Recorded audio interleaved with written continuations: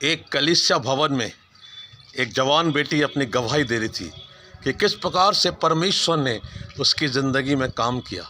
परमेश्वर ने उसे कैसे पाप के दलदल से बाहर निकाला। उसका जीवन खराब हो रहा था, बर्बाद हो रहा था, क्योंकि उसने कम आयु में ड्रग लेना शुरू कर दिया था। लेकिन एक दिन उसके एक मित्र ने, जो प्रभु यीशु मसीह पर विश्वास करती थी, प्रभु यीशु मसीह के पीछे चलती थी, उसको मसीह संगति में आमंत्रित किया। वो आई, उसके लिए प्रार्थना की गई और उसने अपने गुनाहों से पश्चाताप किया। उसकी ज़िंदगी बदल गई। आज वो बहुत से लोगों को अपनी गवाही के द्वारा प्रभु की ओर फेर कर ला रही है और वो कह रही है, मन फिरो, पश्चाताप करो, क्योंकि स्वर्ग का राज निकट आ गया है। प्रभु यीशु मसीह का संदेश उसकी ज़िंदगी में काम किया और वो अब दूसरों की ज़िंदगी में प्रभु यीशु मसीह के संदेश को पहुंचा रही है। वो कहती है कि प्रभु ने मुझे बचाकर मुझे प्रफुल्लित किया है, मुझे प्रसन्नचित किया है, मुझे खुशियों से, नई आशा से भर दिया है। यदि हम भी अपनी ज़िंदगी में प्रफुल्लित होना चाहते हैं, खुशियों से भरना चाहते हैं, तो हमें जक्कई के समान अपनी ज़िंदगी को परमेश्वर के सामने रखना होगा। जक्कई ने अपने गुनाहों से पश्चाताप किया, वो एक नया इंसान बन गया और वो प्रभु के सामने खड़ा था और वो कह रहा था, देख प्रभु, मैं अपनी आधी संपत्ति कंगालों को दे देता हूँ और यदि किसी का कुछ अन्याय करके ले लिया है तो उसे चौगुना फेर देता हूँ।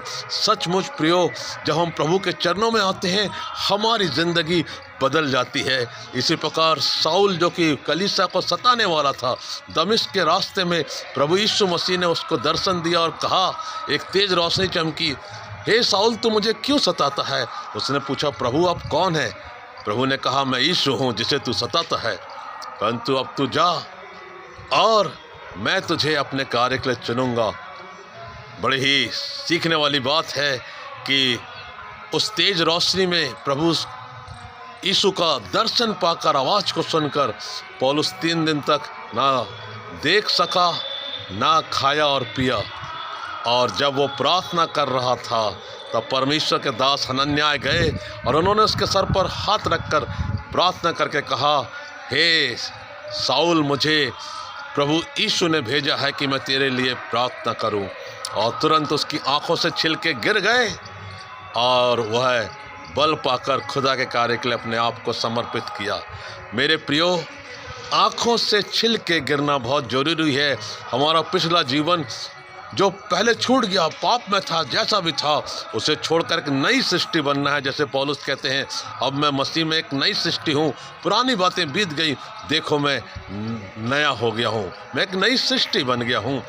जब उसकी आंखों से छिलके गिरे तो उसने देखा कि एक नया जीवन है, उसका नया व्यक्तित्व है, वो यीशु मसीह का दास है। और जो सताने वाला था वो स्वयं सताव सहने के लिए तैयार हो गया।